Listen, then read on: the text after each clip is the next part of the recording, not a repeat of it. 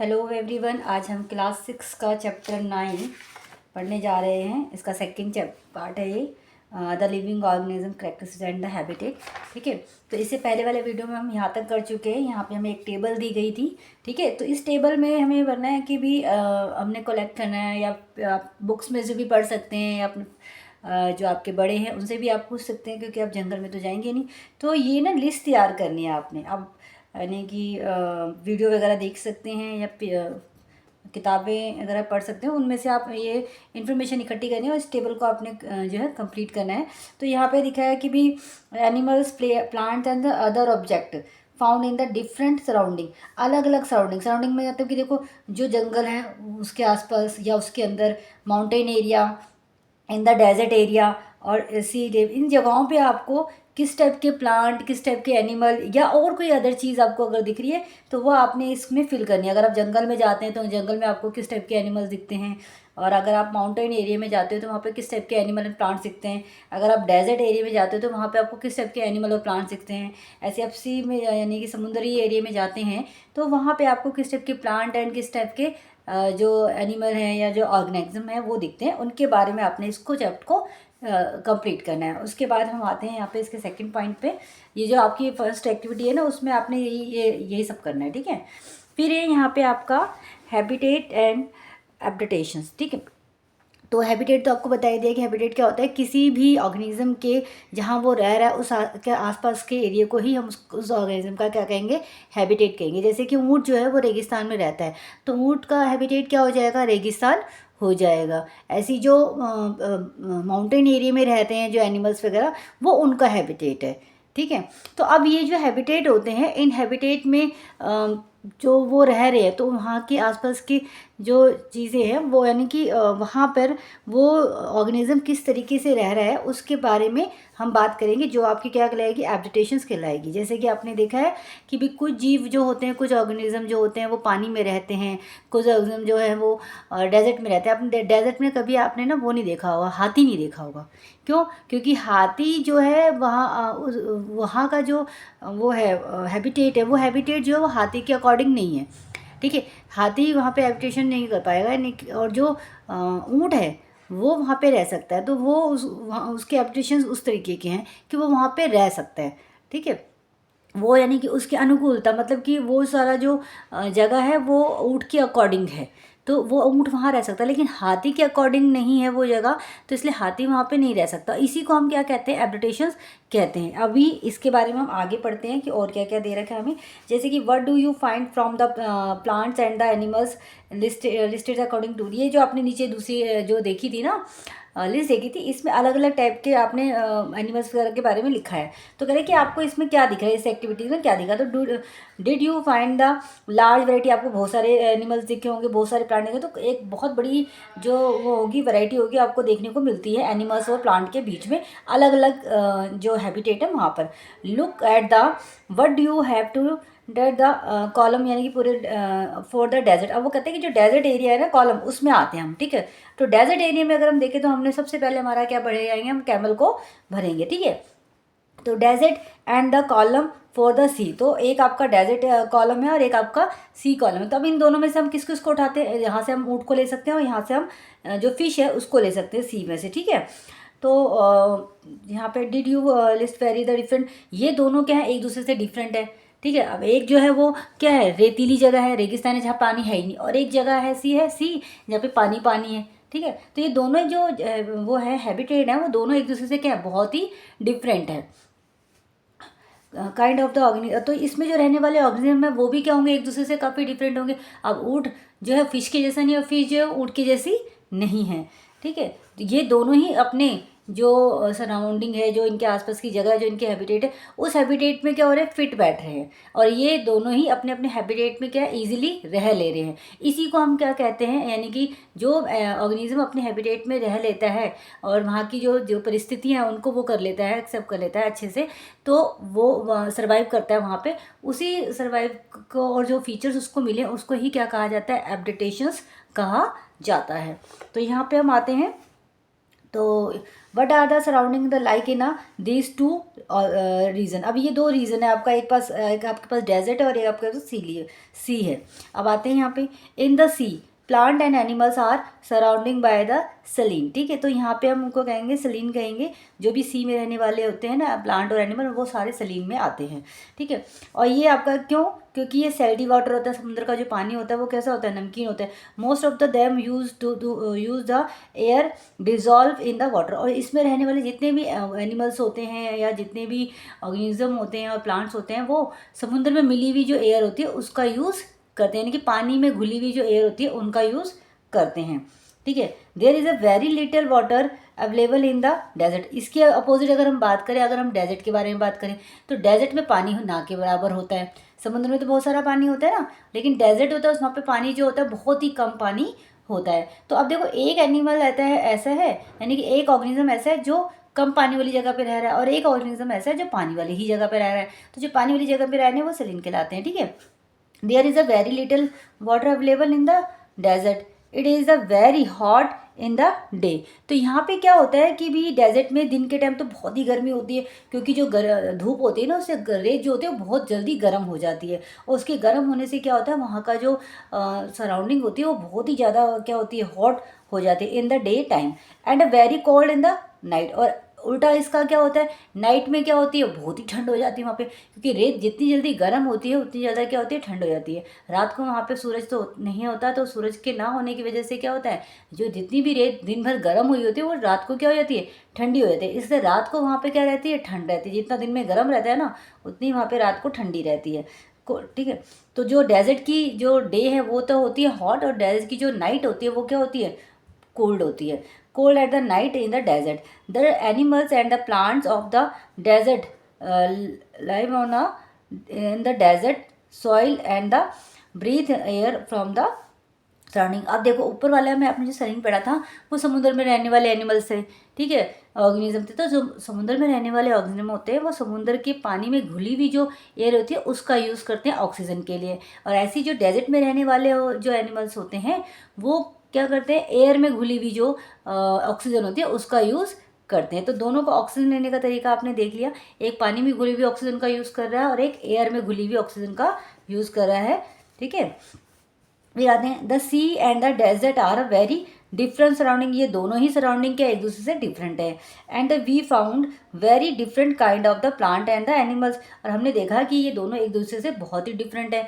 दूसरा, यहाँ पे रहने वाले एनिमल और जो प्लांट है वो भी एक दूसरे से क्या है, बहुत ही डिफरेंट है। प्लांट एंड एनिमल्स इन ना दीज टू रीजन इंजेंट let's us look at the two very different kinds of the organism from the desert and the sea. अब हम यहाँ पे बात करेंगे एक डेजर्ट एनिमल के बारे में और एक सी एलिमेंट के कहाँ चला गया, from the desert and the sea. अब जैसे सी यानी कि दो टाइप के ऑर्गेनिज्म के बारे में बात करेंगे। एक ऑर्गेनिज्म हम कहाँ से लेंगे, डेजर्ट से, और एक ऑर्गेनिज्म हम कहाँ से लेंगे, सी से, समुद्र में से। तो यहाँ पे हमने जो डेजर्ट है वहाँ से हमने क्या लिया, कैमल लिया। अगर हम कैमल के बारे में बात करें तो कैमल क्या है, एक डेजर्ट एनिमल है। ठीक है, एंड द फिश जो है, और एक हम फिश लेते हैं। फिश जो है वो कहाँ रहती है, समुद्र में रहती है। तो ये क्या है, सी वाली है। तो the body structures of the camel, अब हम जो कैमल का बॉडी स्ट्रक्चर है ना उसके बारे में बात करेंगे। तो the body structure of the camel help its the survive the desert conditions. Camel have to, अब देखो जो कैमल का जो बॉडी स्ट्रक्चर है ना वो उसकी ना हेल्प करता है वहाँ पे सराउंडिंग, उसके जो आसपास का एरिया है ना सराउंडिंग, वहाँ पे सरवाइव करने में उसकी हेल्प करता है। ठीक है, जैसे कि उसकी लंबी लंबी टांगे हैं जो उसको क्या करती है, ज़मीन से दूर रखती है, यानी कि रेत से दूर रखती है। देखो कितनी लंबी लंबी टांगे है ना इसकी, तो यहाँ पे आपको दिख रहा होगा। तो ये लंबी लंबी टांगे ना रेत से इसको काफ़ी दूर पे, उसके शरीर को रेत से काफ़ी दूर रखती है, जिससे कि इसके शरीर जो है ना रेत से मिलने वाली हीट से क्या रहता है, सेफ रहता है। ठीक है, दूसरा और क्या है इसके पास, तो फीचर है जो इसकी हेल्प करते हैं वहाँ पे रहने के लिए। कहाँ पे, डेजर्ट में। Keep the their bodies away from the heat of the sand, ठीक है। तो ये जो लंबी टांगे ये इसकी हेल्प करती है सैंड से दूर रखने के लिए और हीट से दूर रखने के लिए सैंड की। The extract small amount of the urine, ये बहुत ही कम मात्रा में अपना यूरिन जो है वो पास करता है। यूरिन होता है टॉयलेट, ठीक है। तो यानी कि इसको बहुत कम टॉयलेट आता है, जिसकी वजह से इसकी बॉडी से कम मात्रा में पानी जो होता है वो बाहर निकलता है, ठीक। Their dung is a dry and they do not a sweat, और डग मतलब होता है गोबर, यानी कि ये जो गोबर करता है यानी कि पोटी करता है, इसकी पोटी जो होती है बहुत ही वो होती है, यानी कि ड्राई होती है, उसमें पानी नहीं होता। तो वो भी क्या होता है, एक सबसे हेल्प करता है इसकी बॉडी से बाहर पानी बाहर निकालने में, कम मात्रा में बाहर निकलता है। दूसरा, इसको कम पसीना आता है। तो ये 3 चीज़ें जो है ना, ये इसको काफ़ी हेल्प करती है वहाँ पे रहने के लिए। क्यों? क्योंकि वहाँ पे पानी नहीं होता है, बहुत कम मात्रा में पानी मिलता है वहाँ पे। तो इसके जो फीचर्स होते हैं वो ऐसे होते हैं कि इसने जो पानी पिया है वो कम मात्रा में इसकी बॉडी से बाहर निकलता है, जिसकी वजह से ये लंबे टाइम तक बिना पानी के भी वहाँ पे रह सकता है। एक तो क्या कि ये यूरिन कम पास करता है, मतलब कि उसको टॉयलेट कम आता है। दूसरा, इसका जो डग होता है वो ड्राई होता है।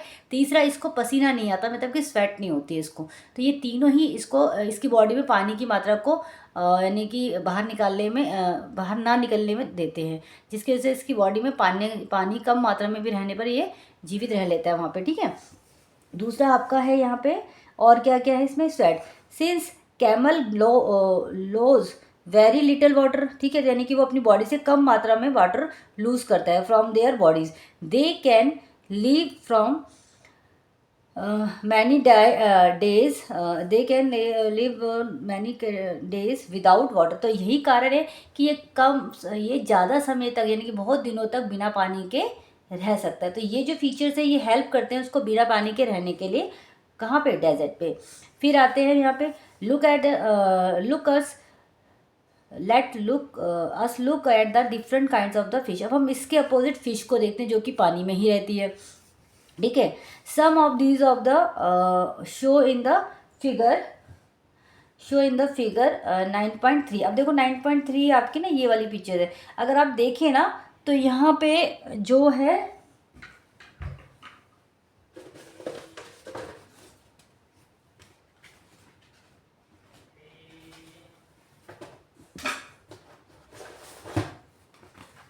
9.3 में अगर आप देखें तो आपको फ़िश दिख रही है ना। तो 9 में फ़िश आपको ज़्यादातर किस शेप में दिख रही है? ज़्यादातर आपकी जो फ़िश होंगी वो कहाँ गया, कहाँ पर देखो, ऑल द दीज ऑफ यहाँ पे है ना, fish, some of these are the show in the figure 9.3. There are the so many kinds of the fish, but do you see that they all have to the something common about the their shapes? अगर आप देखें तो इन सब की जो shapes हैं वो कैसी हैं, कुछ इस टाइप की हैं। देखो ऐसे करके इस टाइप की शेप्स होंगी, या फिर ऐसे करके शेप्स होंगी, ठीक है। यानी कि आगे से कुछ इस टाइप की शेप आपको नज़र आएंगी। दिख रहा है यहाँ पे, ऐसे वाली शेप होंगी या ऐसे वाली शेप्स होंगी, कुछ इस टाइप की शेप्स आपको नज़र आएंगी ज़्यादातर फ़िश की, ठीक है। ये देखो यहाँ पे भी आपको दिख रहा है ये फ़िश ऐसी है, ऐसे एरो बना हुआ कुछ इस टाइप से एरो टाइप की आपको आगे से शेप दिखेंगी। तो ये कॉमन शेप्स हैं इन सभी फ़िश की। तो वो कह रहे हैं कि there are some kinds of the fish, but यहाँ पे हो गया you see that they have to something common about their shapes. All the ones of the show there have to the streamline. तो जो ये शेप्स होती है इनको हम कहते हैं स्ट्रीमलाइन शेप्स, ठीक है। स्ट्रीमलाइन शेप पता चल गई, कुछ इस टाइप की शेप्स होती हैं स्ट्रीमलाइन, आगे से इस टाइप की से शेप्स होती है। जो फिश के आगे वाला हिस्सा है ना उसी को हम क्या कहते हैं, उसी शेप को हम कहते हैं स्ट्रीमलाइन शेप्स। तो ये जो स्ट्रीमलाइन शेप होती है ये इसकी पानी में वो यानी कि पानी में तैरने में क्या करती है, मदद करती है। Here that was the because in the chapter 8 में भी पढ़ोगे इसके बारे में। These shapes help to them move inside the water, और यही शेप ना जो है इसकी हेल्प करती है वाटर में मूव करने के लिए, ठीक है। दूसरा, इसकी बॉडी पे क्या होता है, इसकी बॉडी जो होती है वो स्लिपरी टाइप की होती है। Fish have to the slippery scales on their body. तो इसकी बॉडी में ना स्केल बने हुए होते हैं जो कि स्लिपरी होते हैं। आप अगर फिश को पकड़ो तो ये स्लिप हो जाएगी आपके हाथ से, तो ये स्लिपरी होती है जो यानी कि हेल्प करती हैं इसको बाकी चीज़ों से बचाने में। और कहाँ है, these scales protect the fish and also help in the easy move. तो दो का हेल्प करती है, एक तो इसको प्रोटेक्शन देती है अदर एनिमल से, यानी कि जो बड़ी फिश है इनको खा जाती है ना, तो उनसे बचने में भी क्या करती है, इनकी हेल्प करती है स्लिपरी बॉडी। कि ईजिली, क्योंकि ये यानी कि पकड़ में नहीं आती है। दूसरा क्या है कि ये स्लिपरी बॉडी जो है वो इनकी मूवमेंट में भी क्या करती है, हेल्प करती है। Have to is movement and the throw water. We discuss in the chapter 8, इसके बारे में हम चैप्टर 8 में पढ़ेंगे। That fish have flat fin, तो इनके फिन भी होते हैं। फिन दिख रहे हैं, साइडों पे बने हुए होते हैं, ऐसे जो फिश होती है ना, देखी होगी आपने ऐसे फिश, तो फिश के ना इधर ऐसे ऐसे यहाँ पे ये साइडों पे इन पे फिन होते हैं, ठीक है। तो ये फिन भी जो होते हैं ये भी क्या करते हैं, हेल्प करते हैं फिश की वाटर में वो करने के लिए, मूव करने के लिए। Fish have to the flat fin that the tail, और इसकी जो टेल होती है वो भी क्या करती है, इसकी मूवमेंट में हेल्प करती है। तो ये सारे जो फीचर्स होते हैं ये वाटर में मूवमेंट करने के लिए फिश की क्या करते हैं, हेल्प करते हैं, जिसकी वजह से ये वाटर में क्या कर सकती है, सर्वाइव कर सकती है। और कैसे सर्वाइव करती है, यहाँ पे अगर हम देखें तो बॉडी बैलेंस, और ये जो फिश का जो पीछे टेल होती है ना, ये यानी कि बैलेंस करती है इसका, जब ये मूवमेंट करती है पानी में तो उसको उसकी पूरी बॉडी को बैलेंस करने में इसकी जो टेल होती है वो इसकी हेल्प करती है फिश की, ठीक। Fin tail and the help, fin और टेल जो है दोनों इसकी हेल्प सॉरी वाटर में मूवमेंट करते वक्त इसकी बॉडी में बैलेंस बना के रखते हैं। फिर keep their body balance in the water. Gill present in the fish help to them to use to oxygen, और इसकी बॉडी में ना गिल्स भी होते हैं, यहाँ पे जैसे ये इसके फीचर है तो यहीं पे कहीं पे ना गिल्स बने हुए होते हैं ऐसे, ठीक है। तो ये ऑक्सीजन के लिए क्या करते हैं, हेल्प करते हैं। Gills present in the fish help to them the use of oxygen dissolve in water, तो जो गिल्स होते हैं वो क्या करते हैं, हेल्प करते हैं वाटर में मिली हुई ऑक्सीजन को लेने में। तो आपसे पूछा जाएगा कि ना ये जो फिश होती है वो वाटर में ऑक्सीजन कैसे लेती है, तो वाटर में घुली हुई ऑक्सीजन जो होती है उसका यूज़ करती है फिश, और गिल जो होते हैं वो उसकी हेल्प करते हैं ऑक्सीजन को अंदर लेने में, ठीक है। और ये सारे फीचर्स थे आपके किसके, फिश के फीचर्स थे, जो यानी कि उसके सराउंडिंग में उसको रहने में हेल्प करते हैं, और इन्हीं सभी चीज़ों की वजह से वो वहाँ पे क्या कर सकती है, वाटर के अंदर सर्वाइव कर सकती है। इससे ऊपर वाले पोर्शन में आपने पढ़ा था कि जो कैमल है वो उसके जो फीचर्स हैं वो फीचर्स किस तरीके से वहाँ पे डेजर्ट में रहने में उनकी हेल्प करते हैं। तो ये जो फीचर्स हैं और ये जो जिस तरीके से वहाँ पे रह रहे हैं उसी को हम क्या कहते हैं, एडेप्टेशंस कहते हैं, कि कोई भी एनिमल जिस जगह पे रह रहा है उस जगह में वो अच्छे से रह पा रहा है, तो उसी के यानी कि वहाँ पे वो सर्वाइव कर पा रहा है जिन फीचर्स की वजह से, वही सब उसका एडेप्टेशंस में आ जाता है। फिर अब यहाँ पे अगर हम देखें तो और भी हमारा क्या है, we see that the features of the fish help to the live inside the water. हमने देखा कि जो फिश के फीचर्स हैं वो पानी में रहने में उसकी क्या करते हैं, हेल्प करते हैं। And the features of the camel help in the survive in the desert, ऐसी जो कैमल के फीचर्स हैं वो भी उसको डेजर्ट में रहने में क्या करते हैं, हेल्प करते हैं।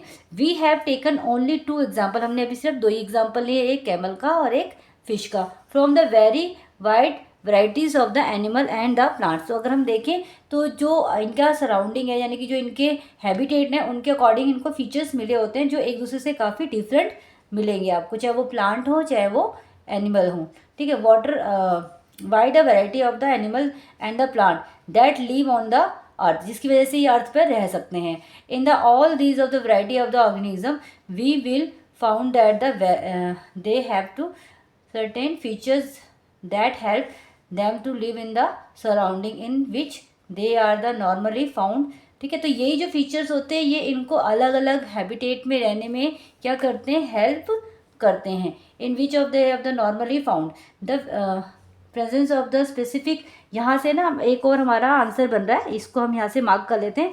The presence of the specific features of the certain habitat which enable an organism to live naturally in the place is called the adaptations, ठीक है। तो adaptations मतलब कि जो भगवान है या जो हमारी वो है नेचर है उसने हर एक एनिमल्स को या हर एक प्लांट को ना ऐसे फीचर्स दिए जिसकी वजह से वो अपने हैबिटेट में रह सकता है। जैसे कि आपका जो पानी में रहने वाले हैं उनका हैबिटेट क्या है, वाटर है, तो वो वाटर में रह सकते हैं क्यों, क्योंकि उनके अंदर ऐसे फीचर्स हैं कि वो उस वाटर में रह सकते हैं। ऐसे जो कैमल है वो रेगिस्तान में रह सकता है, डेजर्ट में रह सकता है, क्यों, क्योंकि उसके पास ऐसे फीचर्स हैं, उसकी बॉडी का जो स्ट्रक्चर है कुछ इस टाइप से है या उसके फीचर्स इस टाइप के हैं जिस वजह से वो क्या कर सकता है, डेजर्ट्स में सर्वाइव कर सकता है। और इन्हीं फीचर्स को हम क्या बोलते हैं, एब्डिटेशंस बोलते हैं। यहाँ से आपका देखो क्वेश्चन बन रहा है कि व्हाट इज़ द एब्डिटेशंस। ठीक है, तो एब्डिटेशन का आप आंसर क्या दोगे, the presence of the specific features and certain habitat. हर एक हैबिटेट के लिए क्या होता है, सर्टेन फीचर्स, स्पेसिफिक फीचर्स होते हैं, उन्हीं फीचर्स को हम क्या कहते हैं, एब्डिटेशंस कहते हैं। फिर आते हैं यहाँ पे, तो ये एब्डिटेशंस का आपका आंसर हो गया। Adaptations of the organism differ depending on their place. तो जो एब्डिटेशंस होते हैं वो ऑर्गेनिज्म के डिपेंड करता है कि वो कौन से उसका सराउंडिंग कैसा है, उसी सराउंडिंग के अकॉर्डिंग उसके पास जो होते हैं एब्डिटेशंस होते हैं। Their place and the depending that the why the fish can not live on out of the water and camel can not be live in the sea. और वो ये क्वेश्चन पूछ रहा है कि क्यों जो फिश है वो डेजर्ट में नहीं रह सकती और जो कैमल है वो पानी में नहीं रह सकता। क्यों? क्योंकि इनके पास फीचर ऐसे हैं कि वो पानी में नहीं रह सकते। फिश के पास जो फीचर्स हैं वो डेजर्ट में रहने वाले नहीं हैं, डेजर्ट में सर्वाइव करने वाले नहीं हैं। ऐसी जो कैमल है उसके पास जो फीचर्स हैं वो वाटर में सर्वाइव करने वाले नहीं हैं। ठीक है, तो इसलिए जो कैमल है वो वाटर में नहीं रह सकता, सी एरिया में नहीं रह सकता, और जो वो है फिश है वो विदाउट वाटर नहीं रह सकती है। ठीक है, the place where the organism live is called a habitat. अब देखो यहाँ पे ना आपको हैबिटेट की भी एक डेफिनेशन मिल गई है कि हैबिटेट क्या होता है। तो the place where organism live is called a habitat, यानी कि कोई भी ऑर्गेनिज्म जिस जगह पे रहता है वो जगह उसका क्या होता है, हैबिटेट होती है। ठीक है, habitat means the dwelling place, the habitat provides food. अब देखो यानी कि अब हैबिटेट हमें क्या क्या करता है, फूड प्रोवाइड होता है हमें। The habitat provide food, water, air, shelter and the others needs to the organism. जो भी ऑर्गेनिज्म का खाना, पानी, रहना, ये सब जो होता है उस हैबिटेट में शामिल होता है। ठीक है, survive kind of the plants and the animals live in the same habitat. काफ़ी सारे टाइप के एनिमल्स हो गए और काफ़ी सारे टाइप के प्लांट्स हो गए, वो सेम हैबिटेट में भी रहते हैं। ठीक है, जैसे कि एक हैबिटेट होता है उसमें बहुत सारे प्लांट्स आपको मिल जाएंगे, बहुत सारे एनिमल्स मिल जाएंगे। The plants and the animal that live on land and set to the to कहाँ चला गया, live in the terrestrial habitat. ऐसे प्लांट, अब देखो क्वेश्चन आ जाएगा कि what is the terrestrial habitat. Terrestrial habitat क्या होते हैं, ऐसे एनिमल्स, ऐसे प्लांट जो कि कहाँ रहते हैं, लैंड पे रहते हैं। तो लैंड पे रहने वाले यानी कि ज़मीन पे रहने वाले को हम क्या कहते हैं, टेरेस्ट्रियल हैबिटेट्स कहते हैं। जैसे कि हम लोग भी जो है वो टेरेस्ट्रियल हैबिटेट है, क्योंकि हमें भी क्या चाहिए होती है, ज़मीन चाहिए होती है रहने के लिए। जैसे कि ऊँट हो गया, हाथी हो गया, और घोड़ा हो गया, और डॉग हो गए, और कैट्स हो गए, ये सारे आपके, और भी कई एनिमल, ये एग्जांपल है आपके, ये सारे आपके टेरेस्ट्रियल हैबिटेट होंगे क्योंकि ये लैंड पर रहते हैं। ठीक है, some example of the terrestrial habitat are the forest, जैसे कि जंगल में रहने वाले एनिमल्स जो होंगे वो हो गए, ग्रास लैंड में रहने वाले एनिमल्स हो गए, डेजर्ट में रहने वाले एनिमल्स हो गए, कोस्टल एरिया में रहने वाले एनिमल्स हो गए, माउंटेन एरिया में, ये सारे आपके क्या हैं, ये सारे इन जगहों, ये जो जगहें दी है ना आपको, फॉरेस्ट, ग्रास लैंड, डेजर्ट, ये सारी जो जगहें हैं, प्लेस हैं, ये सब में रहने वाले जितने भी एनिमल्स हैं, ऑर्गेनिज्म हैं, वो टेरेस्ट्रियल हैबिटेट कहलाएगा। उनका जो हैबिटेट कहलाएगा वो टेरेस्ट्रियल हैबिटेट कहलाएगा। On the others hand the habitats of the plant and, और उसकी दूसरी साइड अगर दूसरे animal and plant that live in the water are called a aquatic habitat. ठीक है, जो पानी में रहने वाले एनिमल्स और प्लांट होते हैं हम उनको एक्वेटिक हैबिटेट्स कहते हैं। तो उनके हैबिटेट को हम एक्वेटिक हैबिटेट कहेंगे जो कि पानी में रहते हैं, चाहे वो प्लांट हो चाहे वो एनिमल्स हो। अब देखो, अब आपका जो एक्वेटिक हैबिटेट होगा उसमें क्या आ जाएगी, लेक, क्योंकि लेक में भी काफ़ी सारे क्या होते हैं, प्लांट्स होते हैं उसके अंदर, और काफ़ी सारे क्या होते हैं, फिश वगैरह होती हैं। ठीक है, रिवर हो गया, रिवर के अंदर भी आपको प्लांट्स मिल जाएंगे और एनिमल्स मिल जाएंगे। एंड द ओशन, समुद्र के अंदर भी आपको मिल जाएंगे। तो ये जो आपके 3-4 है ना, लेक, रिवर और ओशन, ये आपके एक्वेटिक हैबिटेट होंगे। ठीक है, तो 2 हैबिटेट मिल गए आपके। यहाँ पे देखो कितने सारे क्वेश्चंस आपके क्रिएट हो रहे हैं।